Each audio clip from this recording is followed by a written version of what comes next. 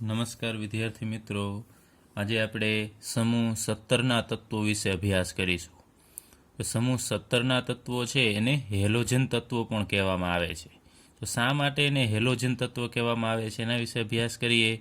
તો ગ્રીક ભાષામાં હેલોનો અર્થ થશે ક્ષાર, એટલે કે ક્ષારને ગ્રીક ભાષામાં હેલો કહેવામાં આવે છે, અને જેનેસ એટલે ઉત્પન્ન કરવું. તો એ બંનેને આપણે સંયુક્તપણે કહીએ તો હેલો અને જેનેસ, એના ઉપરથી નામ પાડવામાં આવ્યું છે હેલોજન. તો હેલોજનનો અર્થ થશે ક્ષાર ઉત્પન્ન કરવું. એના ઉપરથી ક્ષાર ઉત્પન્ન કરનાર જે તત્વ છે એને હેલોજન કહેવામાં આવે છે, કારણ કે હેલોજન બીજા સાથે જોડાય અને ક્ષાર ઉત્પન્ન કરી શકે છે. હવે હેલોજન છે એ ઊંચી પ્રતિક્રિયાત્મક અધાત્વીય તત્વો છે, એ અધાતુ તત્વો છે, કારણ કે સમૂહ 17ના તત્વો છે એને એક ઇલેક્ટ્રોનની જરૂર છે, અને એક ઇલેક્ટ્રોન મેળવી અને નજીકના નિષ્ક્રિય તત્વ જેવું બનવાનું એ વલણ ધરાવતું હોય છે, એટલા માટે એની પ્રતિક્રિયાત્મકતા ઊંચી હોય છે, અને ઇલેક્ટ્રોન મેળવતા હોવાથી એ અધાત્વીય તત્વો છે.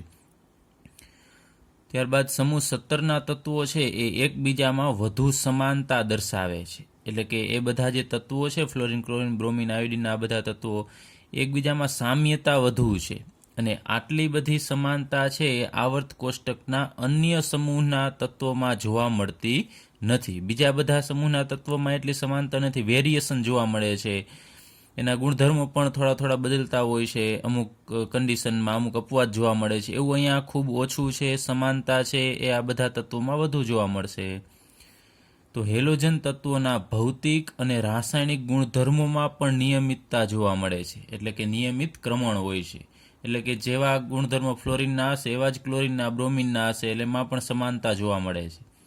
તો અહીંયા મેં સમૂહ 17ના તત્વો છે અહીંયા દર્શાવી દીધા છે: ફ્લોરિન, ક્લોરિન, બ્રોમિન, આયોડિન, એસ્ટેટાઇન અને ટેનેસિન.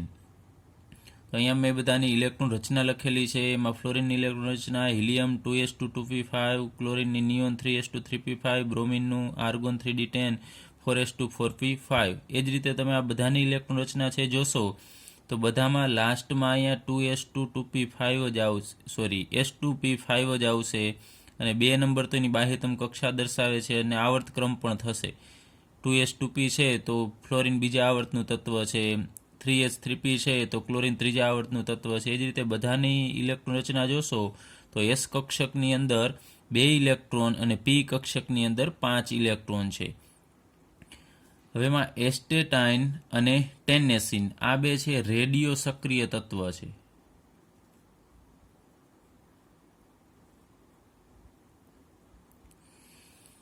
એટલે એના બહુ ગુણધર્મો અને એનો આપણે અભ્યાસ કરીશું નહીં, કારણ કે આ બધા તત્વ કરતાં અલગ પ્રકારના તત્વ છે. હવેમાં આ ટેનેસિન તત્વ છે એ રેડિયો સક્રિય છે, અને એનો જથ્થો ખૂબ જ ઓછા પ્રમાણમાં બને છે, એટલે એના ગુણધર્મો આપણે સારી રીતે છે એનો અભ્યાસ કરી શકતા નથી, અને એનો અર્ધાયુષ્ય સમય એ પણ મિલી સેકન્ડમાં જ માત્ર હોય છે, એટલે ખૂબ ઓછા સમયમાં એ નષ્ટ પામી જતું હોય છે. એટલે એના ગુણધર્મો, ટેનેસિનના ગુણધર્મો અને એસ્ટેટિનના આપણે ભૌતિક કે રાસાયણિક ગુણધર્મો વિશે આપણે અભ્યાસ કરશું નહીં. ચાલો હવે આપણે સમૂહ 17ના તત્વો છે એની ઇલેક્ટ્રોનની રચના વિશે અભ્યાસ કરીએ. તો આ હેલોજન તત્વ છે એની બાહ્યતમ કોષની સામાન્ય ઇલેક્ટ્રોન રચના ns2np5 થશે. અહીંયા આપણે વાત કરેલી અત્યારે કે માત્ર nની વેલ્યુ જ બદલે છે, જ્યારે s અને p કક્ષકની અંદર ઇલેક્ટ્રોન છે આ બધા જ તત્વોમાં કોમન રહેશે, એટલે એની ઇલેક્ટ્રોન રચના ns2np5 છે. એમાં તમે જુઓ છો કે p કક્ષકમાં એક ઇલેક્ટ્રોન ઘટે છે, એક ઇલેક્ટ્રોન મેળવી અને નજીકના નિષ્ક્રિય તત્વ જેવી ઇલેક્ટ્રોન રચના પ્રાપ્ત કરવાનું વલણ ધરાવે છે, એટલા માટે એ ઊંચી પ્રતિક્રિયાત્મક અધાત્વીય તત્વો છે. ચલો ત્યારબાદ પરમાણ્વીય અને આયનીય ત્રિજ્યા. તો સમૂહ 17ના તત્વો છે એમાં મહત્તમ અસરકારક કેન્દ્રીય વીજભારના કારણે અનુવર્તી આવર્તોમાં સૌથી ઓછી પરમાણ્વીય ત્રિજ્યા ધરાવે છે, એટલે કે આવર્તમાં જે તે આવર્તની અંદર ઓછામાં ઓછી પરમાણ્વીય અથવા આયનીય ત્રિજ્યા હશે તો એ હેલોજન તત્વની હશે. તો અને બીજું કે ફ્લોરિનથી આયોડિન તરફ જતા, એટલે કે સમૂહમાં ઉપરથી નીચેની તરફ જતા પરમાણ્વીય અને આયનીય ત્રિજ્યા વધે છે, કારણ કે બાહ્યતમ કક્ષા છે વધતી જશે, એટલે પરમાણ્વીય અને આયનીય ત્રિજ્યામાં પણ વધારો થતો જશે. ત્યારબાદ આયનીકરણ એન્થાલ્પી. તો સમૂહ 17ના તત્વો છે એ ઊંચી આયનીકરણ એન્થાલ્પી ધરાવે છે. તો એનું કારણ શું? એક તો આપણે વાત કરી એમ કે એનું પરમાણુય કદ છે એ અનુવર્તી, એટલે કોઈ પણ આવર્ત તમે લેશો, માનો બીજું આવર્ત છે તો બીજા આવર્તમાં ઓછામાં ઓછું કદ છે કેનું હશે? ફ્લોરિનનું હશે, કારણ કે એ જમણી બાજુએ છે અને અસરકારક કેન્દ્રીય વીજભાર છે વધતો જશે, એટલે આકર્ષણ વધે છે. હવે આ બધાની વૃત્તિ હશે એક ઇલેક્ટ્રોન મેળવી અને નજીકના નિષ્ક્રિય તત્વ જેવી ઇલેક્ટ્રોન રચના પ્રાપ્ત કરવાની. તો એમાંથી આપણે ઇલેક્ટ્રોન દૂર કરવો ઘણો બધો મુશ્કેલ છે, કારણ કે એમાં મહત્તમ અસરકારક કેન્દ્રીય વીજભાર હશે, એની વૃત્તિ પણ ઇલેક્ટ્રોન મેળવવાની છે. તો આમાંથી આપણે ઇલેક્ટ્રોન દૂર કરવો હોય તો ઘણી બધી ઉર્જા આપવી પડે, એટલા માટે ઊંચી આયનીકરણ એન્થાલ્પી ધરાવે છે. ત્યારબાદ સમૂહમાં આપણે ઉપરથી નીચે તરફ જઈએ તો કદ વધે છે, એટલે કે ત્રિજ્યામાં વધારો થશે અને આયનીકરણ એન્થાલ્પીમાં ઘટાડો થશે. આ જનરલી મોટાભાગના સમૂહની અંદર આ સમાન જ હોય કે ઉપરથી નીચેની તરફ જાઓ એટલે આયનીકરણ એન્થાલ્પીમાં ઘટાડો થશે. તો ત્યારબાદ ઇલેક્ટ્રોન પ્રાપ્તિ એન્થાલ્પી વિશે વાત કરીએ તો અનુવર્તી આવર્તમાં મહત્તમ ઋણ ઇલેક્ટ્રોન પ્રાપ્ત એન્થાલ્પી ધરાવે છે. સમૂહ 17ના તત્વ છે એ જે તે આવર્તની અંદર બીજા બધા તત્વ કરતાં વધુમાં વધુ ઋણ ઇલેક્ટ્રોન પ્રાપ્ત એન્થાલ્પી છે એ હેલોજન તત્વની હશે. જેમ કે બીજા આવર્તની વાત કરીએ તો બીજા આવર્તમાં તમે ડાબી બાજુથી જમણી બાજુ તરફ જશો તો ફ્લોરિન છે એની ઇલેક્ટ્રોન પ્રાપ્ત એન્થાલ્પી છે મહત્તમ ઋણ. હવે મહત્તમ ઋણ એટલે શું? એના મૂલ્ય ઉપરથી તમને ખ્યાલ જ છે કે જે તત્વની ઇલેક્ટ્રોન પ્રાપ્ત એન્થાલ્પી મહત્તમ ઋણ હોય એ ઝડપથી ઇલેક્ટ્રોન સ્વીકારી શકે છે, અથવા બીજી રીતે કહીએ જે ઝડપથી ઇલેક્ટ્રોન સ્વીકારે એની ઇલેક્ટ્રોન પ્રાપ્ત એન્થાલ્પીનું મૂલ્ય મહત્તમ ઋણ હોય છે. હવે સમૂહમાં ઉપરથી નીચેની તરફ જઈએ તો ઇલેક્ટ્રોન પ્રાપ્ત એન્થાલ્પી છે એ ઓછી ઋણ થતી જાય છે. ઓછી ઋણ એટલે કે એની ઇલેક્ટ્રોન મેળવવાનું વલણ છે એ ઘટતું જશે, અને મહત્તમ ઋણ એટલે ઇલેક્ટ્રોન મેળવવાનું વલણ છે એ વધતું જશે. તો સમૂહમાં ઉપરથી નીચે તરફ જાઓ તો ઇલેક્ટ્રોન પ્રાપ્ત એન્થાલ્પીનું મૂલ્ય ઓછું થાય છે, મતલબ કે ફ્લોરિન જેટલી ઝડપથી ઇલેક્ટ્રોન મેળવે એટલી ઝડપથી આયોડિન છે મેળવતો નથી. પરંતુ એમાં આપણે આગળ ઉપર પણ વાત કરેલી કે એમાં અપવાદ જોવા મળે છે. જેમ કે ફ્લોરિનની ઇલેક્ટ્રોન પ્રાપ્ત એન્થાલ્પીનું મૂલ્ય છે એ ક્લોરિન કરતાં ઓછું છે. જનરલી આપણે કહીએ છીએ કે સમૂહમાં ઉપરથી નીચે તરફ જાઓ તો ઉપર હોય એનું મહત્તમ ઋણ હોય, નીચે હોય એનું ઓછું ઋણ. ત્યાં ઉપર તો ફ્લોરિન છે તો એનું મહત્તમ ઋણ મૂલ્ય હોવું જોઈએ, જ્યારે ક્લોરિનનું ઓછું ઋણ હોવું જોઈએ. એના કરતાં અહીંયા ઉલટું છે, ફ્લોરિન કરતાં ક્લોરિનનું મૂલ્ય છે ડેલ્ટા EgHનું એ ઓછું વધુ ઋણ છે ક્લોરિનનું. તો શા માટે એવું છે? તો એના માટે ઇલેક્ટ્રોન રચના એની જવાબદાર છે. ફ્લોરિન છે એની ઇલેક્ટ્રોન રચનામાં હિલિયમ 2s2 2p5 એની ઇલેક્ટ્રોન રચના છે. તો નવો આવનારો ઇલેક્ટ્રોન છે ક્યાં દાખલ થવાનો છે? 2p5 કક્ષકમાં દાખલ થવાનો છે. જ્યારે ક્લોરિન છે એની બાહ્યતમ કક્ષામાં તમે જોશો તો 3s2 3p5 હશે એની ઇલેક્ટ્રોન રચના. આગળ નિયોન લખીએ તો આમાં નવો દાખલ થતો ઇલેક્ટ્રોન છે એ ક્યાં હશે? જવાનો છે 3p કક્ષકમાં. હવે 2p કક્ષક એટલે બીજી કક્ષા છે. અહીં આપણે દર્શાવીએ કે આ પહેલી કક્ષા, આ બીજી કક્ષા. તો બીજી કક્ષાની અંદર ઇલેક્ટ્રોનને દાખલ થવાનું છે, અને પહેલેથી બીજી કક્ષામાં 5 ને 2 ટોટલ ગણો ઇલેક્ટ્રોન બીજી કક્ષામાં તો 7 ઇલેક્ટ્રોન તો પહેલેથી ઉપલબ્ધ છે જ. અને અહીંયા ક્લોરિનની અંદર વાત કરીએ તો એમાં ઇલેક્ટ્રોન છે દાખલ થવાનો છે એ ત્રીજી કક્ષા છે. તો આપણે દર્શાવ્યા પહેલી કક્ષા, આ બીજી કક્ષા અને આ ત્રીજી કક્ષા. એમાં પણ કુલ ત્રીજી કક્ષાની અંદર ત્રીજા કોષની અંદર 7 ઇલેક્ટ્રોન છે. તો આપણે દર્શાવી દઈએ 1 2 3 4 5 6 અને 7. તો તમે જુઓ છો અહીંયા કે ફ્લોરિનની અંદર બીજી કક્ષા છે એનું કદ નાનું હશે, તો ઇલેક્ટ્રોન નજીક હશે, એના કારણે અહીંયા અપાકર્ષણ છે એ વધુ હશે. જ્યારે ફ્લોરિનની સાપેક્ષે અહીંયા ક્લોરિનમાં ત્રીજી કક્ષાનું કદ મોટું હોય ને ઇલેક્ટ્રોન તો સેમ જ છે, તો અહીંયા અપાકર્ષણ ઇલેક્ટ્રોન વચ્ચે ઓછું હશે. તો અહીંયા અપાકર્ષણ ઓછું હોવાથી આ ઇલેક્ટ્રોન છે એ સરળતાથી અહીંયા દાખલ થઈ શકશે. એટલે ક્લોરિન સરળતાથી ઇલેક્ટ્રોન મેળવશે, જ્યારે ફ્લોરિન એટલી સરળતાથી ઇલેક્ટ્રોન મેળવતો નથી, કારણ કે અહીંયા પહેલેથી જ અપાકર્ષણ છે એટલા માટે. અહીંયા અથવા બીજી રીતે કહીએ તો અહીંયા જગ્યા નથી, જ્યારે અહીંયા થોડી જગ્યા ફ્લોરિન કરતાં વધુ છે, એટલે ઇલેક્ટ્રોન સરળતાથી મેળવશે. જે ઇલેક્ટ્રોન સરળતાથી મેળવે એના ઇલેક્ટ્રોન પ્રાપ્ત એન્થાલ્પીનું મૂલ્ય વધુ ઋણ હશે. ત્યારબાદ વિદ્યુત ઋણતા વિશે અભ્યાસ કરીએ તો સમૂહમાં ઉપરથી નીચેની તરફ આપણે જઈએ તો વિદ્યુત ઋણતામાં ઘટાડો થશે, એટલે કે સહસંયોજક બંધમાંના ઇલેક્ટ્રોનને પોતાની તરફ ખેંચવાની વૃત્તિ ઘટતી જશે. હવે આપણને ખ્યાલ છે આગળ ઉપર આપણે 11મા ધોરણની અંદર પણ અભ્યાસ કરેલો કે ફ્લોરિન છે એ આખા આવર્ત કોષ્ટકની અંદર એટલે કે 118 તત્વોમાંથી સૌથી વધુ વિદ્યુત ઋણ તત્વ છે એ ફ્લોરિન છે, યાદ રાખજો.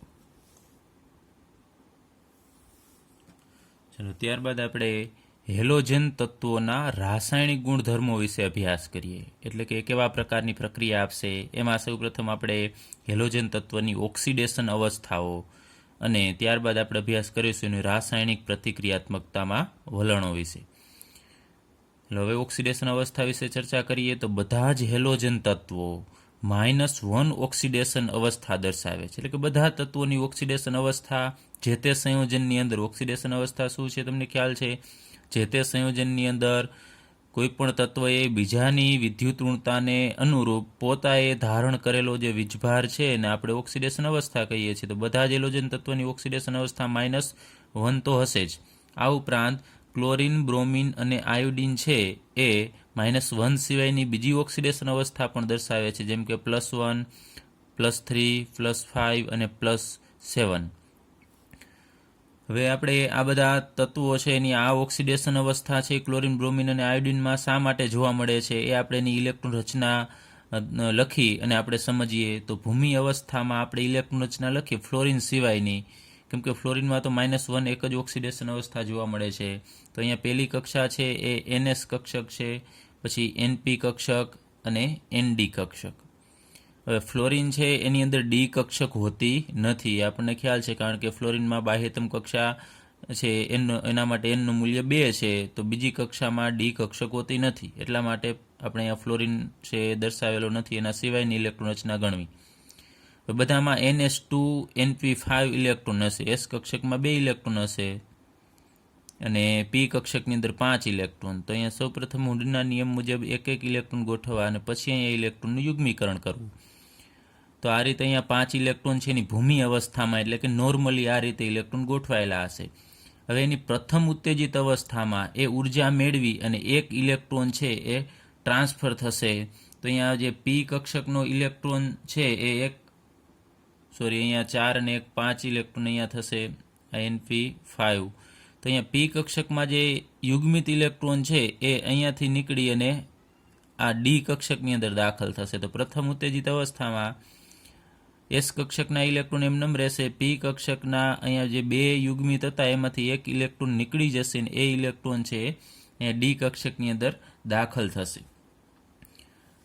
તો અહીંયા આપણે વાત કરીએ તો આ જે ભૂમિ અવસ્થાની ઇલેક્ટ્રોન રચના છે એમાં અહીંયા એક જ અયુગ્મિત ઇલેક્ટ્રોન છે. તો એક અયુગ્મિત ઇલેક્ટ્રોનના કારણે એની ઓક્સિડેશન અવસ્થા છે એ કાં તો -1 હશે અથવા તો +1 હશે. એક અયુગ્મિત ઇલેક્ટ્રોન છે એટલે એની ઓક્સિડેશન અવસ્થા કાં -1 ને કાં +1 હશે. એ જ રીતે પ્રથમ ઉત્તેજિત અવસ્થા છે એમાં તમે જોવો છો કે અયુગ્મિત એટલે કે એકલા ઇલેક્ટ્રોન કેટલા છે? તો અહીંયા 1, 2 અને 3 ઇલેક્ટ્રોન છે. તો 3 અયુગ્મિત ઇલેક્ટ્રોન હોવાથી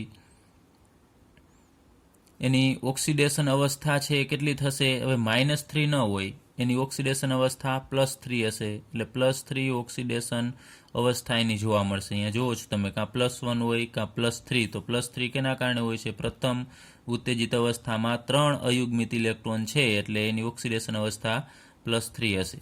ત્યારબાદ દ્વિતીય ઉત્તેજિત અવસ્થામાં ફરીથી અહીંયાથી P કક્ષકમાં જે યુગ્મિત ઇલેક્ટ્રોન છે એ નીકળી અને ખાલી ડી કક્ષકની અંદર જશે. તો દ્વિતીય ઉત્તેજિત અવસ્થામાં P કક્ષકની અંદર 3 અયુગ્મિત ઇલેક્ટ્રોન રહેશે અને ડી કક્ષકની અંદર અહીંયા ફરીથી બીજો એક અયુગ્મિત ઇલેક્ટ્રોન આવશે. ટોટલ અહીંયા તમે જુઓ છો કે 1, 2, 3, 4 અને 5 અયુગ્મિત એટલે કે એકલા ઇલેક્ટ્રોન છે એના કારણે એ +5 ઓક્સિડેશન અવસ્થા ધરાવે છે. ચલો એ જ રીતે તૃતીય ઉત્તેજિત અવસ્થા છે એમાં અહીંયા S કક્ષક છે એમાં યુગ્મિત ઇલેક્ટ્રોન છે, એમાંનો એક ઇલેક્ટ્રોન છે એ ડી કક્ષકની અંદર, હજી ડી કક્ષક અહીંયા ખાલી જ છે એની અંદર જશે. તો S કક્ષકમાં અહીંયા 2ની જગ્યાએ 1 અને ડી કક્ષકમાં 2 હતા અને એક ઇલેક્ટ્રોન અહીંયા આવશે. તો ટોટલી હવે આપણે અયુગ્મિત ઇલેક્ટ્રોન ગણવાના છે. ત્યાં 1 2 3 4 5 6 અને 7 અયુગ્મિત ઇલેક્ટ્રોન થશે. 7 અયુગ્મિત ઇલેક્ટ્રોન હોવાથી એ +7 ઓક્સિડેશન અવસ્થા દર્શાવે છે. હવે ફ્લોરિનની અંદર સંયોજકતા કક્ષામાં ડી કક્ષક ગેરહાજર છે. તમે ઇલેક્ટ્રોન રચના લખશો એટલે બીજી કક્ષા એની સંયોજકતા કક્ષા છે એમાં ડી કક્ષક હોતી નથી. ડી કક્ષક ગેરહાજર છે એટલા માટે ફ્લોરિન છે એ -1 એક જ ઓક્સિડેશન અવસ્થા દર્શાવે છે. અને -1 શા માટે? કારણ કે ફ્લોરિન છે એ આખા આવર્ત કોષ્ટકની અંદર સૌથી વધુ વિદ્યુતઋણ તત્વ છે. એટલે જેની સાથે પણ જોડાશે એના ઇલેક્ટ્રોનને પોતાની તરફ ખેંચી રાખશે. એટલે એની ઓક્સિડેશન અવસ્થા હંમેશા -1 જ હશે.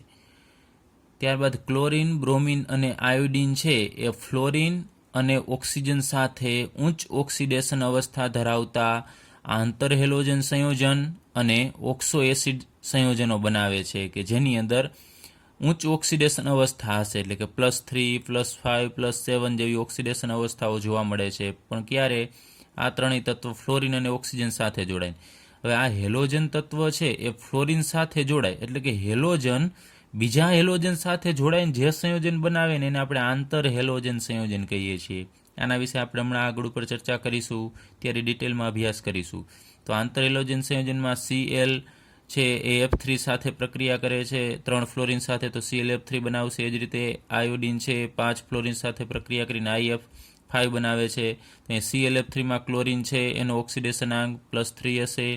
અહીંયા આયોડિનનો ઓક્સિડેશનાંક છે એ +5 હશે. એ જ રીતે IF7 પણ હોય છે એમાં ઓક્સિડેશનાંક +7 હશે. એ જ રીતે ઓક્સો એસિડ સંયોજનો, આ બધાના ઓક્સો એસિડ સંયોજનો છે એમાં મેં લખેલા છે HClO2, HClO3, HClO4. તો આમાં પણ ઓક્સિડેશનાંક છે એ ઊંચ જોવા મળે છે. જેમ કે અહીંયા ક્લોરિન છે એનો જોશો તમે ઓક્સિડેશનાંક ગણવો હોય તો 2 ઓક્સિજનના 2 દૂને 4, 4માંથી એક હાઇડ્રોજનનો બાદ કરો એટલે આનો ઓક્સિડેશનાંક +3 હશે. અહીંયા 3 દુ 6માંથી એક બાદ કરવાનો એટલે +5 અને અહીંયા ક્લોરિનનો ઓક્સિડેશનાંક 4 દુ 8માંથી એક હાઇડ્રોજન બાદ કરો એટલે 7 જોવા મળશે, +7. ચલો ત્યારબાદ ઓક્સાઇડ અને ઓક્સો એસિડમાં ક્લોરિન અને બ્રોમિન છે એ +4 અને +6 ઓક્સિડેશન અવસ્થા દર્શાવે છે. કેમાં? તો ઓક્સાઇડ સંયોજનો હોય એમાં. અને ઓક્સો એસિડ તો આપણે અહીંયા લખેલા જ છે, આ બધા ઓક્સો એસિડ છે એની અંદર +4 અને +6 ઓક્સિડેશન અવસ્થા. આ 3, 5 અને 7 ઉપરાંત +4 અને 6 ઓક્સિડેશન અવસ્થા પણ એ દર્શાવે છે. ચલો ત્યારબાદ આપણે અભ્યાસ કરીએ કે બધા હેલોજન તત્વો છે એ વધુ પ્રતિક્રિયાત્મક છે, જે આપણે આગળ પણ વાત કરેલી. કારણ કે એક ઇલેક્ટ્રોનની જરૂર છે એટલે બધા જ વધુ પ્રતિક્રિયાત્મક છે અને તે ધાતુ અને અધાતુ તત્વો સાથે પ્રક્રિયા કરી અને હેલાઇડ સંયોજન બનાવે છે. જેમ કે ક્લોરિન છે એ ધાતુ સાથે સોડિયમ સાથે પ્રક્રિયા કરી અને સોડિયમ ક્લોરાઇડ બનાવે છે. ક્લોરાઇડ એટલે કે પાછળ આઇડ પ્રત્યે આવશે એટલે હેલાઇડ કહેવાય. તો અહીંયા સોડિયમ હેલાઇડ તરીકે અહીંયા આપણે સોડિયમ ક્લોરાઇડ લીધેલો છે. એ જ રીતે સોડિયમ બ્રોમાઇડ પણ બનાવશે, સોડિયમ આયોડાઇડ પણ બનાવશે. એટલે ત્યારબાદ સમૂહમાં ઉપરથી નીચેની તરફ જાઓ તો તત્વની પ્રતિક્રિયાત્મકતામાં ઘટાડો થશે. ચાલો હવે આપણે પ્રબળ ઓક્સિડેશન કર્તા વિશે અભ્યાસ કરીએ કે આ બધા સંયોજનો છે પ્રબળ ઓક્સિડેશન કર્તાનો ગુણધર્મ ધરાવે છે. એમાં ફ્લોરિન છે એ સૌથી પ્રબળ ઓક્સિડેશન કરતા છે. એટલે કે બીજાનું ખૂબ ઝડપથી ઓક્સિડેશન કરશે અને પોતાનું રિડક્શન કરે. અને તે અન્ય હેલાઇડ આયનોનું દ્રાવણમાં અથવા તો ઘન અવસ્થામાં પણ ઓક્સિડેશન કરી નાખે છે. ફ્લોરિન છે એ અન્ય હેલાઇડ સંયોજનો જો આયનો સ્વરૂપે દ્રાવણમાં હોય અથવા તો ઘન અવસ્થામાં હોય તો પણ એનું ઓક્સિડેશન કરી શકે છે. અને ઓક્સિડેશન કરતાની ક્ષમતા મેં અહીંયા લખેલી છે કે ફ્લોરિનની વધારે હોય, ક્લોરિન એનાથી ઓછી, બ્રોમિન એનાથી ઓછી, અને આયોડિનની ઓક્સિડેશન કરતાની ક્ષમતા એનાથી પણ ઓછી હશે. તો આપણે એની પ્રક્રિયા લખીએ. ચલો અહીંયા આપણે લખીએ ફ્લોરિન F2. તો ફ્લોરિન છે કોઈ પણ આયનીય દ્રાવણ હોય તો એની અંદર આવા આપણે આયન દર્શાવીએ એમાં ઋણ આયન, અહીંયા હેલોજન જ આપણે લખીએ, X છે હેલોજન છે. તો ફ્લોરિન શું કરશે? ફ્લોરિનની વિદ્યુતઋણતા તો બીજા બધા હેલોજન કરતાં વધુ છે. તો ફ્લોરિન બીજાના ઇલેક્ટ્રોન છે એ પોતે મેળવી લેશે. 2 હેલોજન આવા આપણે X- દર્શાવેલા છે હેલાઇડ આયન, એના એવા 2 ઇલેક્ટ્રોન છે, તો અહીંયા 2 ફ્લોરિન છે, 2 ફ્લોરિન આના 2 ઇલેક્ટ્રોન મેળવી અને F માઇનસમાં કન્વર્ટ થશે. 1 ફ્લોરિન 1 ઇલેક્ટ્રોન મેળવી એટલે F માઇનસ, એવા 2 ફ્લોરિન છે તો અહીંયા 2 F માઇનસ ફ્લોરાઇડ આયન બનાવશે અને 2 અહીંયા X માઇનસ છે ઇલેક્ટ્રોન ગુમાવશે તો એ તટસ્થ પરમાણુ બની અને એકબીજા સાથે જોડાઈ જશે એટલે X2 બનાવે. તો અહીંયા તમે જુઓ છો કે ફ્લોરિન છે એ ઇલેક્ટ્રોન મેળવે છે એટલે પોતાનું શું કરે છે, રિડક્શન કરશે, એનું રિડક્શન થશે. બીજો અહીંયા X માઇનસ ઇલેક્ટ્રોન ગુમાવે છે તો X માઇનસનું ઓક્સિડેશન થાય છે. તો ફ્લોરિને બીજાનું ઓક્સિડેશન કરેલું છે અને પોતાનું શું કરે છે, રિડક્શન. તો આપણે કહી શકાય કે ફ્લોરિન છે એ ઓક્સિડેશન કરતા છે. તો અહીંયા X તરીકે કોણ હશે, તો ખાસ યાદ રાખવાનું છે તમારે, ફ્લોરિન કેના ઇલેક્ટ્રોન ખેંચી શકે કે બીજો સામે ઓછો વિદ્યુત ઋણ હોય એના. તો અહીંયા ફ્લોરિનની સામે રહેલો અહીંયા હેલોજન છે ફ્લોરિન સિવાયનો આવશે, ક્લોરિન, બ્રોમિન અથવા તો આયોડિન તમારે લેવાનો. ત્યારબાદ હવે અહીંયા આપણે ફ્લોરિનની જગ્યાએ જો ક્લોરિન લઈએ Cl2 તો સામે અહીંયા કયો હેલાઇડ હોય તો એના ઇલેક્ટ્રોનને ખેંચી શકે, તો સામે ઓછો વિદ્યુત ઋણ, તો ક્લોરિન કરતાં જે ઓછો વિદ્યુત ઋણ હોય એ લેવાનો થાય. તો અહીંયા આપણે જનરલી અત્યારે તો X માઇનસ દર્શાવીએ પણ X માઇનસ તરીકે અહીંયા આપણે શું લઈ શકાય, તો X બરાબર ક્લોરિન પછી ઊંચો પરમાણુ ક્રમાંક ધરાવતું તત્વ કોણ થશે, બ્રોમિન અને આયોડિન. એટલે અહીંયા તમારે તત્વ X તરીકે લેવાનું થશે, ક્લોરિન પછી ઊંચો પરમાણુ ક્રમાંક ધરાવતો હેલોજન લેવાનો થાય ને એનો હેલાઇડ આયન લેવાનો. તો અહીંયા ક્લોરિન છે એ આના ઇલેક્ટ્રોન ખેંચી અને ઉપર મુજબ જ 2Cl માઇનસ બનાવશે અને 2X માઇનસમાંથી આપણને X2 આપશે.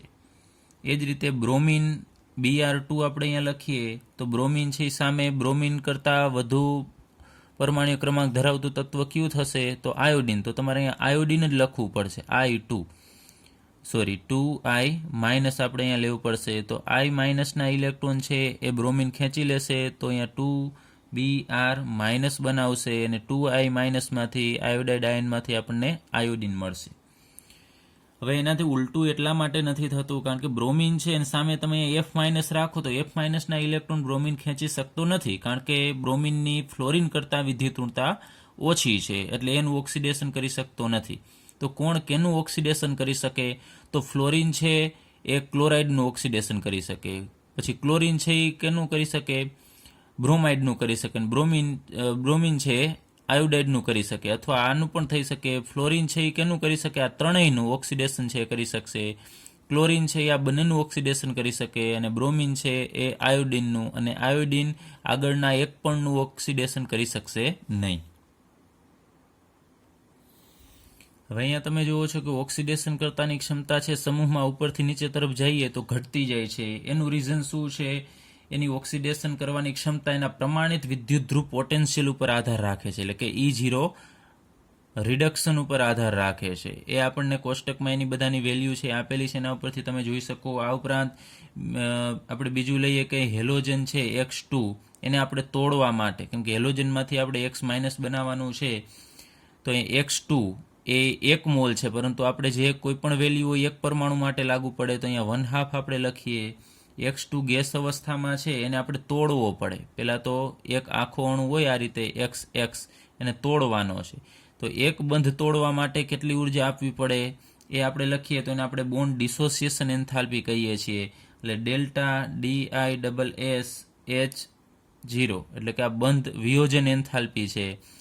એ ક્યારે આમ લખી શકાય કે X2 હોય ત્યારે, 1 મોલ હોય ત્યારે, પરંતુ આપણે અહીંયા અડધો મોલ લીધેલો છે, એક જ તત્વ માટેની આપણે એન્થાલ્પી છે એની વાત કરવી છે તો અહીંયા પણ આપણે 1/2 લખવું પડે. તો અહીં X2 ગેસમાંથી આપણને માત્ર એક X જ મળશે, એટલે એકલો પરમાણુ. બંધ તૂટશે એટલે અલગ અલગ આપણને 2 પરમાણુ મળશે. એ પરમાણુ બનાવવા માટે આપવી પડતી ઉર્જાને આપણે 1/2 ડેલ્ટા ડિસોસિએશન એન્થાલ્પી કહેશું, વિયોજન એન્થાલ્પી કહીએ છીએ. ત્યારબાદ આ X શું કરશે, ઇલેક્ટ્રોન બીજા પાસેથી મેળવશે. ઇલેક્ટ્રોન મેળવે તો ઇલેક્ટ્રોન મેળવવાનો ગુણધર્મ છે ને આપણે એની એન્થાલ્પીને આપણે ઇલેક્ટ્રોન પ્રાપ્ત એન્થાલ્પી કહીએ છીએ.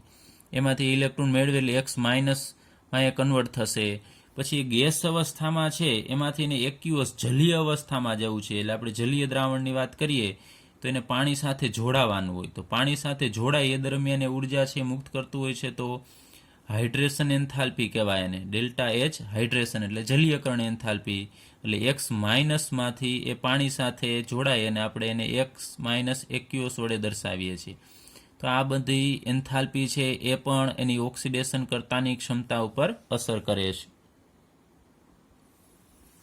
ચલો હવે આપણે ફ્લોરિન બધા જે તત્વો છે હેલોજન તત્વો એની સાપેક્ષ ઓક્સિડેશન કરતા શક્તિ છે એ આપણે એની પાણી સાથેની પ્રક્રિયાથી સમજીએ તો ફ્લોરિન પાણીનું ઓક્સિડેશન કરે છે. તો આપણે એની પ્રક્રિયા લખીએ. અહીંયા 2 મોલ આપણે ફ્લોરિન લખીએ, 2 મોલ F2 કે જે ગેસ અવસ્થામાં હશે એ 2 મોલ પાણી સાથે પ્રક્રિયા કરે H2O લિક્વિડ સાથે.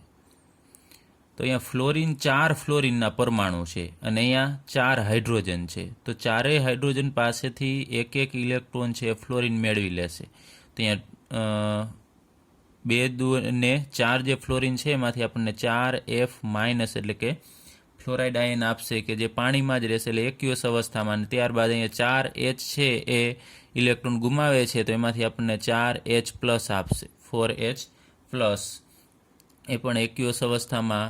અને અહીંયા 2 ઓક્સિજન જે વધશે એ જોડાય અને O2 આપશે અને ગેસ અવસ્થામાં હશે અને એ દ્રાવણમાંથી દૂર થશે. તો અહીંયા હવે પાણીનું ઓક્સિડેશન કરે છે એમ આપણને કીધું છે. તો અહીંયા આપણે ઓક્સિજન છે એનો ઓક્સિડેશન આંક લખીએ તો અહીંયા પાણીમાં ઓક્સિજનનો ઓક્સિડેશન આંક -2 હોય, જ્યારે અહીંયા O2 એટલે કે અહીંયા અણુ છે એમાં ઓક્સિજનનો ઓક્સિડેશન આંક છે એ 0 હોય છે. તત્વ સ્વરૂપમાં એનો ઓક્સિડેશન આંક 0 હશે. તો -2 માંથી ઓક્સિડેશન આંક 0 થાય છે એટલે કે ઓક્સિડેશન આંકમાં વધારો થશે. તો આપણે કહી શકાય કે પાણીનું ઓક્સિડેશન થાય છે. તો કોણ ઓક્સિડેશન કરે છે? તો ફ્લોરિન. કેમ કે એકનું ઓક્સિડેશન થતું હોય તો બીજાનું રિડક્શન થતું હોય. અહીંયા ફ્લોરિન છે તત્વ સ્વરૂપે છે એટલે એનો ઓક્સિડેશન આંક 0 અને અહીંયા એક ફ્લોરિન ઉપર -1 વીજભાર છે તો એનો ઓક્સિડેશન આંક -1 થશે. તો 0 માંથી -1 એટલે ઓક્સિડેશન આંકમાં ઘટાડો થાય છે. તો ફ્લોરિન પોતાનું રિડક્શન કરે છે અને પાણીનું ઓક્સિડેશન કરે છે. જ્યારે ક્લોરિન અને બ્રોમિન છે એ પાણી સાથે પ્રક્રિયા કરી અને હાઇડ્રોહેલિક એસિડ અને હાઇપોહેલસ એસિડ બનાવે છે. એની પ્રક્રિયા આપણે લખીએ તો X2 ગેસ અહીંયા X2 તરીકે કોણ હશે? ક્લોરિન અને બ્રોમિન હશે. એ પાણી સાથે પ્રક્રિયા કરશે H2O લિક્વિડ સાથે. ત્યારે આપણને અહીંયાથી એક H અને અહીંયાથી એક X એ જોડાય અને HX આપશે એક્યુએસ ફોર્મમાં. અને પ્લસ બીજું વધે છે અહીંયા એક H, એક O અને અહીંયા એક X વધશે. એ બધા જોડાય અને HOX આપશે. તો અહીંયા જે HX છે એને આપણે હાઇડ્રોહેલિક એસિડ કહેશું અને HOX છે એને આપણે હાઇપોહેલસ એસિડ કહેશું. ચલો હવે ઘણા બધાને એમ થશે કે અહીંયા ઓક્સિડેશન, તો અહીંયા પાણી છે એનું ઓક્સિડેશન નથી થતું કારણ કે અહીંયા ઓક્સિજન છે એનો ઓક્સિડેશન આંક -2 છે. તો અહીંયા પણ એનો ઓક્સિડેશન આંક -2 હશે. તો આપણે અહીં લખીએ કે જ્યાં X બરાબર શું હશે? તો ક્લોરિન અને બ્રોમિન હશે. હવે આપણે બીજું લખીએ અહીંયા ફ્લોરિન, ક્લોરિન અને બ્રોમિનની વાત કરેલી. હવે આયોડિન વિશે વાત કરીએ તો આયોડિન છે એ પાણી સાથે પ્રક્રિયા કરતો નથી પણ ઉલટી પ્રક્રિયા કરશે એનાથી વિરુદ્ધ. એક તો પાણી સાથે પ્રક્રિયા કરીને આ રીતે કંઈ ઓક્સિડેશન કે આવા એસિડ છે આપતો નથી, એનાથી રિવર્સ પ્રક્રિયા કરશે. જેમ કે આપણે લખીએ I- એટલે કે આયોડાઇડ આયન આપણે 4 લેવાના છે એ એક્યુએસ ફોર્મમાં હશે. અહીંયા તમે જોશો કે ફ્લોરિન પાણીનું ઓક્સિડેશન કરી અને F- H+ અને O2 આપે છે. જ્યારે અહીંયા H આપણે લઈએ આયોડાઇડ આયન અને એની પ્રક્રિયા આપણે અહીંયા 4 મોલ H+ સાથે કરીએ અને O2 ઓક્સિજનની હાજરીમાં પ્રક્રિયા કરીએ. આ ત્રણેય પ્રક્રિયા કરશે તો ઉલટી પ્રક્રિયા થાય છે. અહીંયા ફ્લોરિન શું કરે છે? આના ઇલેક્ટ્રોન ખેંચે છે. એની જગ્યાએ હવે આયોડિન એ ઇલેક્ટ્રોન આપી દેશે. તો અહીંયા 4I છે એ ઇલેક્ટ્રોન કેને આપી દેશે? આ 4 હાઇડ્રોજનને આપી દેશે. એટલે 4I માઇનસમાંથી આપણને 4I મળશે અને 4I જોડાય અને 2 મોલ I2 આપશે. તો આયોડિન આપે છે અને આયોડિન ઘન અવસ્થામાં હોય છે. હવે 4H+ માંથી આ ઇલેક્ટ્રોન મેળવી અને 4H બનાવશે અને 4H અને 2 ઓક્સિજન જોડાય અને આપણને 2 મોલ પાણી આપશે. તો અહીંયા તમે જુઓ છો આ પ્રક્રિયા છે એ ફ્લોરિનની પાણી સાથેની પ્રક્રિયા છે એનાથી ઉલટી પ્રક્રિયા છે. જોવો જ તમે, આને વિરુદ્ધ પ્રક્રિયા છે, ઉલટાવેલી પ્રક્રિયા છે. એટલે એ પાણીનું ઓક્સિડેશન કરતું નથી, ઉલટાનું એ પોતાનું ઓક્સિડેશન કરી અને પાણીનું રિડક્શન કરે છે. આ હાઇડ્રોજનનું રિડક્શન કરી અને પાણી ઉત્પન્ન કરાવે છે. ચાલો હવે આપણે ફ્લોરિનની અનિયમિત વર્તણૂક વિશે અભ્યાસ કરીએ કે ફ્લોરિન એ જ સમૂહના બીજા તત્વ કરતાં થોડું અલગ પડે છે. જે આપણે આગળ ઉપર પણ અભ્યાસ કરી ગયા છીએ કે એ જ સમૂહની સૌથી ઉપર રહેલું તત્વ એ જ સમૂહના બીજા તત્વ કરતાં થોડું અલગ પડે છે. એ જ રીતે ફ્લોરિન પણ બીજા હેલોજન કરતાં થોડું અલગ પડે છે. તો ફ્લોરિનની આયનીકરણ એન્થાલ્પી, વિદ્યુત ઋણતા અને વિદ્યુત ધ્રુવ પોટેન્શિયલ અન્ય હેલોજન તત્વ કરતાં ઊંચા છે. ત્યારબાદ આયનીય અને સહસંયોજક ત્રિજ્યા, ગલનબિંદુ, ઉત્કલન બિંદુ, બંધ વિયોજન એન્થાલ્પી અને ઇલેક્ટ્રોન પ્રાપ્ત એન્થાલ્પી છે એ અપેક્ષિત મૂલ્ય કરતાં વધુ નીચા છે. જે આપણી અપેક્ષા હોય કે આટલું હોવું જોઈએ એના કરતાં પણ આ બધી વેલ્યુ છે એ ખૂબ નીચી છે. તો એનું કારણ શું છે? શા માટે આ બધી ત્રિજ્યા અને ગલનબિંદુ, ઉત્કલન બિંદુ એ બધું અપેક્ષિત કરતાં નીચું છે? તો ફ્લોરિન છે એનું કદ સૌથી નાનું છે, કારણ કે સમૂહમાં સૌથી ઉપર હોય એનું કદ નાનું હોય. ત્યારબાદ સૌથી વધુ વિદ્યુત ઋણ તત્વ છે. પછી નીચી ફ્લોરિન બંધ એન્થાલ્પી, વિયોજન એન્થાલ્પી છે, એટલે કે ફ્લોરિનનો આ વચ્ચેનો જે બંધ છે એ સરળતાથી તૂટશે. કદ નાનું છે તો બંધ ટૂંકું હોય, પણ એના કરતાં વધુ અહીંયા અબંધકારક ઇલેક્ટ્રોન યુગ્મ હશે, એની વચ્ચે અપાકર્ષણ થવાના કારણે આ બંધ છે સરળતાથી તૂટશે. એટલે નીચી બંધ વિયોજન એન્થાલ્પી છે. અને ડી કક્ષકોની અપ્રાપ્યતા, એટલે ડી કક્ષકો છે ફ્લોરિનમાં હાજર હોતી નથી. ત્યારબાદ ફ્લોરિનની મોટા ભાગની પ્રક્રિયાઓ છે ઉષ્માક્ષેપક હોય છે, એટલે બીજા સાથે જોડાય તો ઉષ્મા છે એ ઉત્પન્ન કરે છે, ઉર્જા ઉત્પન્ન કરે છે. અને ફ્લોરિન છે એ એક જ ઓક્સો એસિડ સંયોજન બનાવે છે, જેમ કે HOF સંયોજન બનાવશે, જ્યારે બીજા તત્વ છે એ ઘણા બધા ઓક્સો એસિડ સંયોજન બનાવે છે.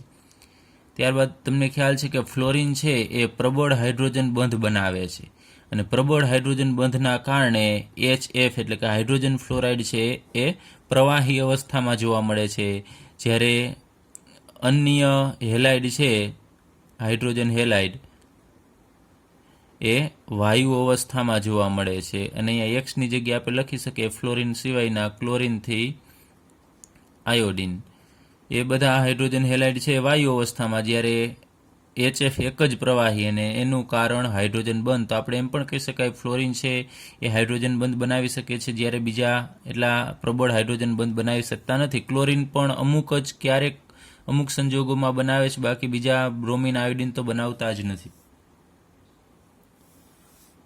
હવે આપણે હેલોજનની હાઇડ્રોજન પ્રત્યેની પ્રતિક્રિયાત્મકતાનો અભ્યાસ કરીએ. એટલે કે હેલોજન હાઇડ્રોજન સાથે પ્રક્રિયા કરી અને કેવા સંયોજન બનાવે છે. તો બધા જ હેલોજન છે એ હાઇડ્રોજન સાથે પ્રક્રિયા કરી અને હાઇડ્રોજન હેલાઇડ એટલે કે HX બનાવે છે, જેમ કે HF, HCl, HBr ને HI સંયોજન બનાવે છે. તો આપણે લઈએ કે હાઇડ્રોજન પ્રત્યેનું આકર્ષણ છે એ આ બધામાંથી કેમાં વધુ હશે, એટલે કે કોણ હાઇડ્રોજન સાથે પ્રબળતાથી જોડાયેલો હશે? તો ફ્લોરિન છે એ હાઇડ્રોજન સાથે ખૂબ પ્રબળતાથી જોડાયેલો હશે, કારણ કે બંધ લંબાઈ ટૂંકી હોય છે અહીંયા. તો HF એટલે કે ફ્લોરિનનું હાઇડ્રોજન પ્રત્યેનું આકર્ષણ વધુ હશે, એના કરતાં ઓછું ક્લોરિનનું, એના કરતાં બ્રોમિન અને એના કરતાં આયોડિન. એનું કારણ છે એની બંધ લંબાઈ. ત્યારબાદ પાણીમાં ઓગળી અને હાઇડ્રોહેલિક એસિડ બનાવે છે. આ બધા હેલોજન છે પાણીની અંદર ઓગળશે તો હાઇડ્રોહેલિક એસિડ બનાવે છે. ત્યારબાદ એસિડની પ્રબળતા, તો HFની એસિડિક પ્રબળતા ખૂબ ઓછી હોય છે, એના કરતાં વધુ એસિડિકતા HClની હશે, એના કરતાં વધુ HBr અને એના કરતાં વધુ HI. તો શા માટે HF છે એની એસિડિકતા ઓછી છે, તો એનું કારણ કે એની બંધ લંબાઈ છે. આનો બંધ ઝડપથી તૂટશે નહીં, કારણ કે બંધ ટૂંકો હોય. બંધ ઝડપથી ન તૂટે તો H+ મુક્ત પણ નહીં થાય, અને H+ ન મુક્ત થાય ઝડપથી તો એની એસિડિક પ્રબળતા ઓછી કહેવાય. જ્યારે HIની એસિડિકતા વધુ છે, એનું કારણ કે H અને I વચ્ચેનો બંધ છે એ લાંબો હશે અને સરળતાથી તૂટશે, તો અહીંયાથી ઝડપથી H+ છે એ મુક્ત થશે અને એસિડિકતા છે એ એની વધશે. તો આપણે સ્થાયીતા છે એ પણ બંધ લંબાઈ ઉપરથી જ નક્કી કરી શકશું કે આ હાઇડ્રોજન હેલાઇડ છે એમાં સૌથી વધુ સ્થાયી કોણ હશે? HF, કારણ કે આની બંધ લંબાઈ ટૂંકી, તો આ બંધ ઝડપથી તૂટશે નહીં, તો એનો મતલબ કે એ વધુ સ્થાયી થશે.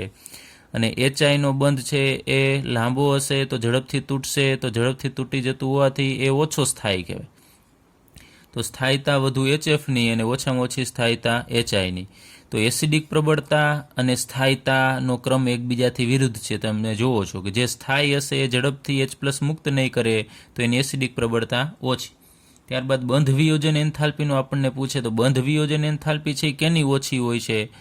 તો HIની ઓછી હોય. જેની બંધ વિયોજન એન્થાલ્પી ઓછી એની એસિડિક પ્રબળતા વધુ, અને જેની બંધ વિયોજન એન્થાલ્પી વધુ એની એસિડિકતા ઓછી થશે. ત્યારબાદ હેલોજન તત્વની ઓક્સિજન પ્રત્યેની પ્રતિક્રિયાત્મકતા. તો હેલોજન છે એ ઓક્સિજન સાથે પ્રક્રિયા કરી અને ઘણા બધા ઓક્સાઇડ છે બનાવે છે, પરંતુ મોટા ભાગના ઓક્સાઇડ છે એ અસ્થાયી છે. ખૂબ ઓછા ઓક્સાઇડ છે એ સ્થાયી અવસ્થામાં જોવા મળે છે. તો સૌપ્રથમ આપણે લઈએ ફ્લોરિન વિશે, કે ફ્લોરિનના ઓક્સાઇડ. તો ફ્લોરિન છે એ 2 ઓક્સાઇડ બનાવે છે, એક OF2 અને O2F2. આ 2 પ્રકારના ઓક્સાઇડ છે. એમાંથી માત્ર OF2 છે એ 298 કેલ્વિન તાપમાને સ્થાયી છે, જ્યારે O2F2 છે અસ્થાયી છે. એટલે સ્થાયી કોણ છે આ બેમાંથી યાદ રાખજો, OF2, અને એ પણ માત્ર 298 કેલ્વિન તાપમાને સ્થાયી. ત્યારબાદ આ ઓક્સાઇડ છે એ ઓક્સિજન ફ્લોરાઇડ સંયોજનો છે. એટલે કે આપણે જેમ કેમ સોડિયમ ક્લોરાઇડ કહીએ છીએ, સોડિયમ બ્રોમાઇડ કહીએ છીએ, એમ આ સંયોજનો છે, આ ઓક્સાઇડ છે એ ઓક્સિજન ફ્લોરાઇડ. તો ઓક્સિજન ફ્લોરાઇડ આપણે શા માટે કહી શકાય? કારણ કે ફ્લોરિનની વિદ્યુતઋણતા છે એ ઓક્સિજન કરતાં વધુ છે. જેની વિદ્યુતઋણતા વધુ હોય એના ઉપર ઋણ વીજભાર આવે, અને ઋણ વીજભાર જેના ઉપર આવે એને આપણે આઇડ પ્રતિ લગાડીએ છીએ. તો ઓક્સિજન અને ફ્લોરિન જોડાયેલા છે, તો ફ્લોરિન ઉપર એ વધુ વિદ્યુતઋણ હોવાથી એના ઉપર ઋણ વીજભાર આવશે, તો આપણે અહીંયા ફ્લોરાઇડ એને કહેશું, અને આગળ ઉપર આપણે ઓક્સિજન નામ છે એ લખવું પડશે. એટલે આ ઓક્સિજન ફ્લોરાઇડ સંયોજનો છે. ફ્લોરાઇડ એટલા માટે ફરીથી કહું છું કે એની વિદ્યુતઋણતા ફ્લોરિનની વધુ છે, એટલે એના ઉપર ઋણ વીજભાર આવતો હોવાથી આપણે એને ફ્લોરાઇડ કહી શકીએ. ત્યારબાદ આ બંને ઓક્સાઇડ છે એ પ્રબળ ફ્લોરિનેશન કરતા છે. પ્રબળ ફ્લોરિનેશન કરતા એટલે બીજાની અંદર ફ્લોરિન છે એ દાખલ કરવો, એને આપણે ફ્લોરિનેશન કરતા કહેશું.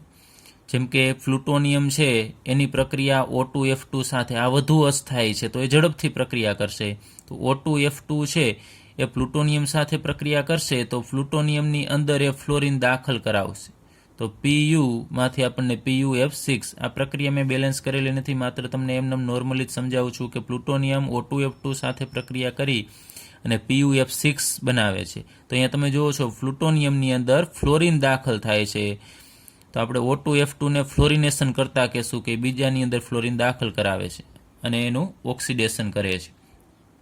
હવે આ જે પ્રક્રિયા છે કે Pu PuF6, એ પ્રક્રિયાનો ઉપયોગ ક્યાં થશે? તો શક્તિહીન ન્યુક્લિયર બળતણમાંથી. શક્તિહીન એટલે કે નકામું બળતણ હોય કે જેની અંદર એટલી બધી એનર્જી ન હોય, અથવા કચરો હોય ન્યુક્લિયર, એમાંથી પ્લુટોનિયમ છે એને આપણે છૂટું પાડવું છે.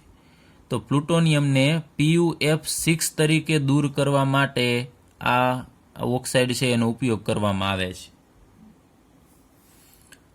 તો આ જે નકામો કચરો હશે ન્યુક્લિયર બળતણનો, તો એની અંદર તમે આ O2F2 છે એડ કરશો, તો માત્ર જેટલો પ્લુટોનિયમ હશે એ જ PuF6માં કન્વર્ટ થશે, અને એને આપણે અલગ કરી શકીએ છીએ, અને ફરીથી એમાંથી આપણે પ્લુટોનિયમ છે મેળવી શકીએ છીએ. તો ત્યારબાદ ક્લોરીન, બ્રોમિન અને આયોડિન છે એના ઓક્સાઇડ વિશે આપણે અભ્યાસ કરીએ તો ક્લોરીન, બ્રોમિન અને આયોડિન છે એના ઓક્સાઇડ હશે એમાં ઓક્સિડેશન અવસ્થા આ બધા તત્વની કેટલી હોય છે તો +1 થી +7 સુધીની જોવા મળે છે. હવે આ ક્લોરીન, બ્રોમિન અને આયોડિન જે ઓક્સાઇડ બનાવશે એ ઓક્સાઇડની સ્થાયીતામાં સૌથી વધુ સ્થાયી કોણ હશે? આયોડિનનો ઓક્સાઇડ છે એ સૌથી વધુ સ્થાયી હશે, એના કરતાં ઓછો સ્થાયી ક્લોરીનનો ઓક્સાઇડ હશે અને એના કરતાં ઓછો એટલે કે સૌથી ઓછો સ્થાયી બ્રોમિનનો ઓક્સાઇડ હશે.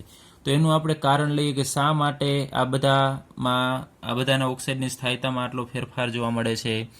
તો આયોડિન માટે આયોડિનનો જે ઓક્સાઇડ હશે એમાં આયોડિન અને ઓક્સિજન વચ્ચે વધુ ધ્રુવણીયતા છે, એટલે કે વિદ્યુતઋણતાનો વધુ ફેરફાર છે. તમે જુઓ છો કે ફ્લોરિન પછી સૌથી વધુ વિદ્યુતઋણ કોણ આવશે? ઓક્સિજન.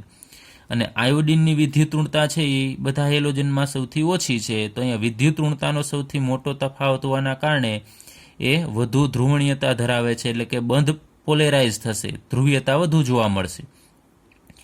એવી જ રીતે ક્લોરીન માટે તો ક્લોરીનમાં ડી કક્ષકને લીધે બહુબંધ રચાય છે, એક કરતાં વધુ બંધ બને છે અને વધુ બંધના કારણે એમાં સ્થાયીતા છે વધુ જોવા મળે છે. પરંતુ બ્રોમિન માટે આ બંને લાક્ષણિકતાઓનો અભાવ છે, એટલે કે બ્રોમિન છે એમાં વધુ ધ્રુવણીયતા પણ જોવા નથી મળતી અને બહુબંધ પણ બનતા નથી અને એના કારણે એની સ્થાયીતા ઓછી છે. ઉચ્ચ ઓક્સાઇડ સંયોજનો છે એ વધુ સ્થાયી હોય છે. કેના કરતાં? નિમ્નતર ઓક્સાઇડ સંયોજનો કરતાં આ ઉચ્ચ ઓક્સાઇડ સંયોજનો છે વધુ સ્થાયી હોય છે. હવે ક્લોરીનના ઓક્સાઇડ આપણે લઈએ, એના ઉદાહરણ લઈએ Cl2O, ClO2, Cl2O6, Cl2O7. તો આ ઓક્સાઇડ છે એ વધુ પ્રતિક્રિયાત્મક ઓક્સિડેશન કરતા છે, ઝડપથી બીજાનું ઓક્સિડેશન કરશે અને આ બધા ઓક્સાઇડ છે વિસ્ફોટક છે, એટલે કે વિસ્ફોટ કરી શકશે, કારણ કે જે વધુ પ્રતિક્રિયાત્મક હોય એ સામાન્ય રીતે વિસ્ફોટક હોય છે. અને ClO2 આનો ઉપયોગ ક્યાં થાય છે? તો એ કાગળના માવા, કાપડ ઉદ્યોગમાં વિરંજનકર્તા તરીકે અને પાણીના શુદ્ધિકરણમાં એ ઉપયોગી છે. ચલો ત્યારબાદ બ્રોમિનના ઓક્સાઇડના આપણે ઉદાહરણ લઈએ તો Br2O, BrO2, BrO3 આ બધા સૌથી ઓછા સ્થાયી ઓક્સાઇડ છે, કારણ કે આપણે અહીંયા આગળ ઉપર ક્રમ ભણી ગયા છીએ કે ઓક્સાઇડની સ્થાયીતામાં સૌથી ઓછા સ્થાયી કોણ હશે? બ્રોમિનના ઓક્સાઇડ. તો અહીંયા આ બધા આપણે જે ઓક્સાઇડ લખેલા છે બ્રોમિનના એ સૌથી ઓછા સ્થાયી ઓક્સાઇડ છે. એનું કારણ પણ અહીંયા આપણે લીધેલું છે. તો આ ઓક્સાઇડ છે માત્ર નીચા તાપમાને જ સ્થાયી હોય છે, ટેમ્પરેચર નીચું રાખવું પડે. જો થોડુંક પણ ટેમ્પરેચર ઊંચું જશે તો એ અસ્થાયી હોવાના કારણે એ વિઘટન પામી જશે. અને એ આ બધા ઓક્સાઇડ અસ્થાયી છે તો વધુ શક્તિશાળી ઓક્સિડેશન કરતા છે. સામાન્ય રીતે મેં વાત કરી એમ જે ઓછા સ્થાયી હોય એ પ્રબળ ઓક્સિડેશન કરતા હોય. ત્યારબાદ આયોડિનના ઓક્સાઇડ, એના ઉદાહરણ I2O4, I2O5, I2O7 આ બધા ઓક્સાઇડ છે એ અદ્રાવ્ય ઘન પદાર્થ છે અને એની સ્થાયીતા આ બધા ઓક્સાઇડ કરતાં વધુ હશે. એ પણ આપણે આગળ ઉપર અહીંયા ક્રમમાં જોયેલું છે. હવે આ અદ્રાવ્ય ઘન પદાર્થ છે જોઈને આપણે ગરમ કરીશું, એટલે કે ગરમી આપીશું તો જ એ વિઘટન પામે છે, બાકી નોર્મલી એ વિઘટન પામતા નથી, કારણ કે એની સ્થાયીતા વધુ હોય છે.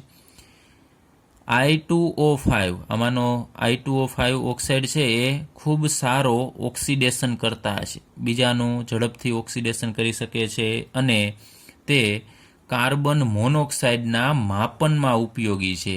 કે કોઈ સેમ્પલ હોય એની અંદર કાર્બન મોનોક્સાઇડ કેટલો છે અથવા હવામાં કાર્બન મોનોક્સાઇડ કેટલો છે એનું માપન કરવા માટે I2O5 છે એ ખૂબ ઉપયોગી છે. ત્યારબાદ હેલોજનની ધાતુઓ પ્રત્યેની પ્રતિક્રિયાત્મકતા. તો હેલોજન છે એ ધાતુઓ સાથે પ્રક્રિયા કરી અને ધાતુ હેલાઇડ સંયોજનો બનાવે છે.